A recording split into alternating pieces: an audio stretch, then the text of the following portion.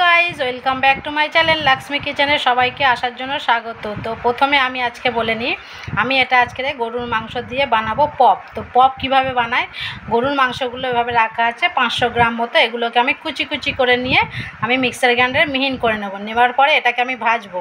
তাহলে চলো দেখা যাক কিভাবে করি। আমি এটাকে কুচি কুচি করে এভাবে কেটে নিলাম। তো এটাকে আমি এবার মিক্সার গ্রাইন্ডারে দেবো, দিয়ে মিহিন করে নেবো। একটু মিক্সার গ্রাইন্ডারে মিহিন করে নিয়ে চলে আসলাম। খুব বেশি মিহিন করা যাবে না, একটু আস্তে আস্তে রাখতে হবে।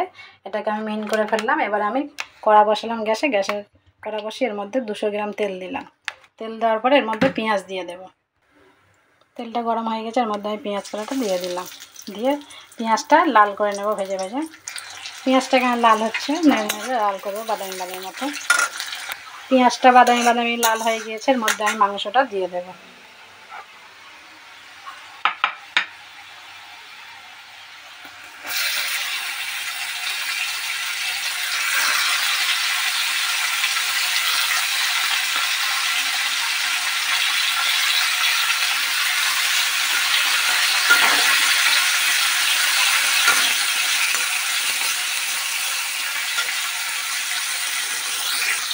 দিয়ে এর মধ্যে 1 চামচ নুন দিয়ে দেবো।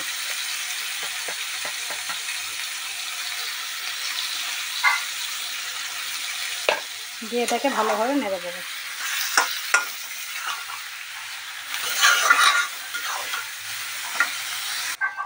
এতে এবার আমি অ্যাড করব আদা রসুনের পেস্ট 1 চামচ। দিয়ে ফের কিছুক্ষণ ভালোভাবে নাড়বো। এটা কিন্তু কোনো জল দেওয়া যাবে না, কারণ এটা থেকে মাংস থেকে জল বাড়াবে, ওটাতেই আস্তে আস্তে ভাজা কমপ্লিট হয়ে যাবে। এটা আমি পুর বানাচ্ছি।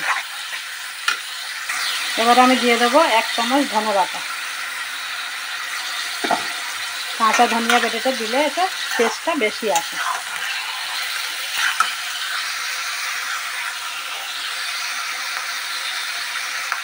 এবার আমি এর মধ্যে অ্যাড করব হলুদের গুঁড়ো 1 চামচ,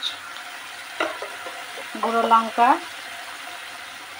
1 চামচের একটু কম, আর জিরে মরিচের গুঁড়ো 1/2 চামচের একটু বেশি।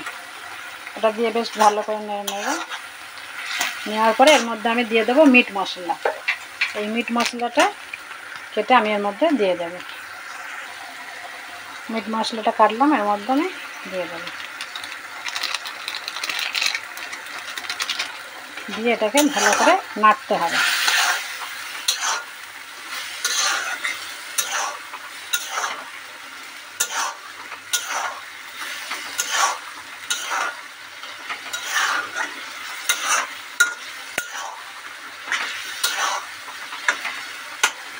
এভাবে কিছুক্ষণ ঢাকা দিয়ে রেখে দেবো যাতে এটা নরম হয়।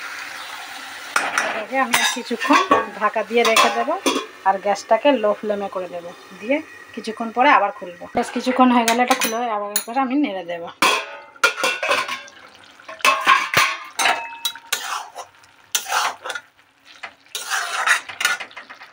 আবারও বেশ কিছুক্ষণ হয়ে গেলে আর একবার খুলে আমি এটাকে ঢাকাটা খুলে নেড়ে দেবো।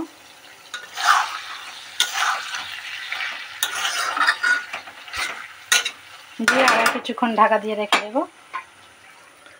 এবারে আমি এখানে একটা বড় সাইজের আলু কেটে নিয়েছি কুচি কুচি করে, এটাকে আমি ভেজে নেব আলাদা কড়াতে। তো এখানে গ্যাসে আলাদা কড়া বসালাম, এর মধ্যে আমি তেল দিয়ে দেবো। এতে 50 গ্রাম মতো তেল দিয়ে দিলাম। দিয়ে এটাকে আলুটাকে আমি ভেজে নেব আলাদা, নিয়ে ওর মধ্যে অ্যাড করব। তেলটা গরম হয়ে গেছে, ওর মধ্যে আমি আলুটা ছেড়ে দেবো। এর মধ্যে এবারে দিয়ে দেবো আমি 1/2 চামচ নুন, আর 1/2 চামচেরও কম একটুখানি হলুদের গুঁড়ো এবার দিয়ে দিলাম। দিয়ে এটাকে নেড়ে আমি ঢাকা দিয়ে দেবো। এটাকেও গ্যাসটা লো ফ্লেমে রেখে আস্তে আস্তে এটাকে ভেজে নেব। এবার আমি ঢাকা দিয়ে দেবো আর গ্যাসটাকে লো করে দিলাম। আরও বেশ কিছুক্ষণ হয়ে গেল, এবার ঢাকাটা খুলে আমি একবার নেড়ে দেবো।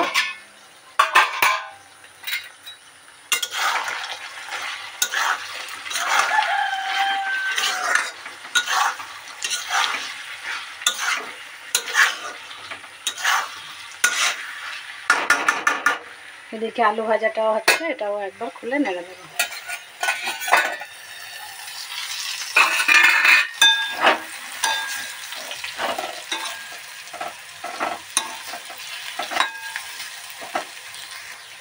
নাড়া হয়ে গেল, আবার কিছুক্ষণের জন্য ঢাকা দিয়ে রাখবো। এবার আমি খুলে দেখবো ভাজাটা কমপ্লিট হলো কিনা। ভাজাটা অনেকটা কমপ্লিট হয়ে এসছে। এর মধ্যে এবার আলু ভাজাটা আমি অ্যাড করে দেবো। এর মধ্যে আমি আলুগুলো অ্যাড করে দিলাম, দিয়ে ভালোভাবে নেড়ে নিতে হবে। তাহলে এখানে আমার পুরটা বানানো কমপ্লিট হয়ে গেল। এবার আমি ময়দা মাখাবো।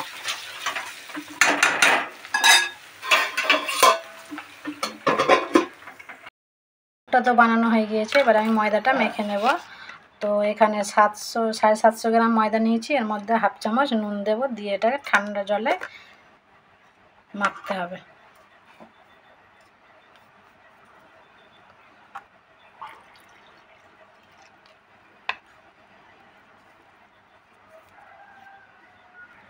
তাহলে এখানে আমার আটা মাখাটা কমপ্লিট হয়ে গেল। এবার এটাকে আমি ভিজে কাপড় দিয়ে আধ ঘন্টা মতো ভিজিয়ে চাপা দিয়ে রাখবো। তারপরে আমি এটাকে জিনিস বানাবো।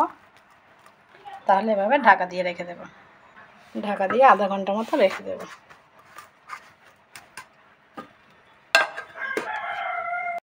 পুরটাও এখানে ঠান্ডা হয়ে গিয়েছে। এবার আমি এগুলোকে বানাবো। আর আটাটা আমার এখানে মেখে কাপড় দিয়ে ঢাকা রাখা আছে। এগুলোকে আমি এবার গোল গোল করে বেলে নেব। বেলে আর এখানে খাপ রাখা আছে, খাপের মধ্যে দিয়ে আমি এগুলোকে মুড়ে দেব। এগুলোকে এরকমভাবে গোল গোল করে নিলাম। এগুলোকে এবার আমি বেলবো।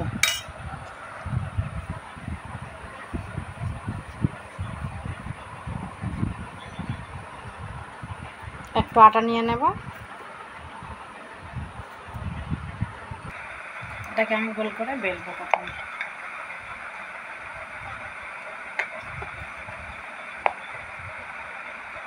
এটাকে গোল করে বেলা হয়ে গেল। এবার আমি এর মধ্যে খাপটা নিয়ে আসবো, এসে এর মধ্যে দিয়ে দেব।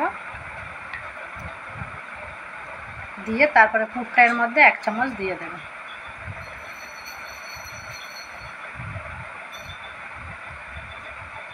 আরও 1 চামচ দিয়ে দেবো। বেশি করে পুরটা দিয়ে, আর এই কানাগুলো আমি পানি দিয়ে হাত ভিজিয়ে ভিজিয়ে কানাগুলোকে আমি একটু ভিজিয়ে দেবো। যেহেতু আমার শুকনো আটা দিয়ে এটা বেলা, তো সেই জন্য কানাগুলো একটু না জল দিলে সেই জন্য ওটা ছেড়ে যেতে পারে। এই জন্য একটু জল দিয়ে দিলাম। দেওয়ার পরে এটাকে আমি এভাবে কেটে নেব, বাদ বাকি অংশটা বাদ দিয়ে দেবো। দিয়ে এটাকে আস্তে করে খুলব। এভাবে মুড়ে মুড়ে আমি সবগুলোকে রেখে দেব।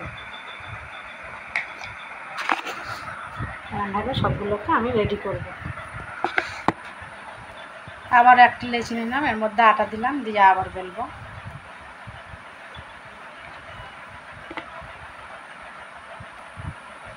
গোল হয়ে গেল। এর মধ্যে আবার দিলাম, দেওয়ার পরে পুর দেব।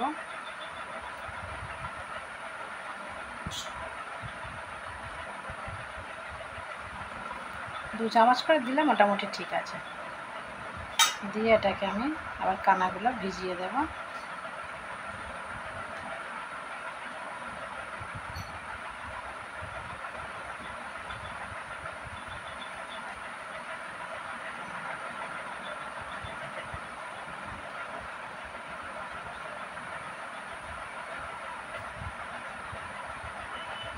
বাদ বাকি অংশটা কেটে বাদ দিয়ে দেবো।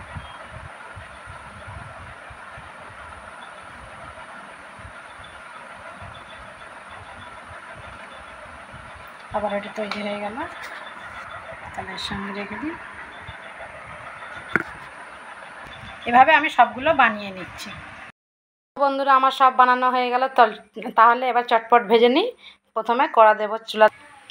এখানে গ্যাসে আমি কড়া বসালাম। প্রথমে কড়ার মধ্যে তেল দেব। এখানে আমি 200 গ্রাম মতো তেল দিলাম। তেলটা গরম হলে এক এক করে এগুলোকে আমি ছেড়ে দেবো এর মধ্যে।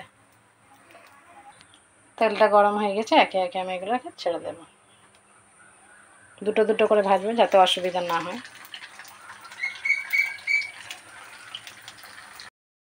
চলো, তাহলে 1 পিঠ হয়ে গিয়েছে। এরকমভাবে এরকম উল্টে দিতে হবে একবার।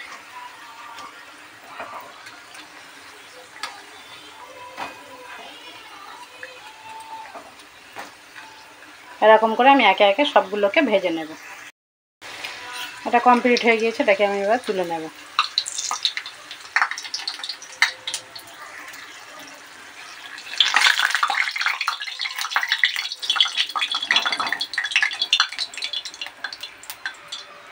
আমি একে একে সবগুলোকে ভেজে নেব।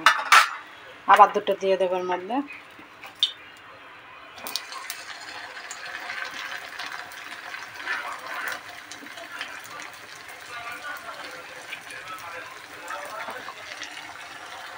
তাহলে বন্ধুরা তৈরি হয়ে গেল আমার পপ। এভাবে সবাই টুকটুক করে বাড়িতে বানিয়ে সন্ধ্যের নাস্তাতে খেতে পারো। তাহলে খুব দারুণ একটা রেসিপি আমি তোমাদের শেখাতে পারলাম। আমার চ্যানেলটা কিন্তু অবশ্যই লাইক করে দেবেন, সাবস্ক্রাইব করে দেবেন আর বেল আইকনটি চেপে দেবেন। আমি তাহলে এবার বিদায় নেব। আমার রেসিপি এখানেই শেষ হয়ে গেল। বন্ধুরা সবাই ভালো থেকো, আমার দোয়া রইল। তাহলে আমি রাখছি।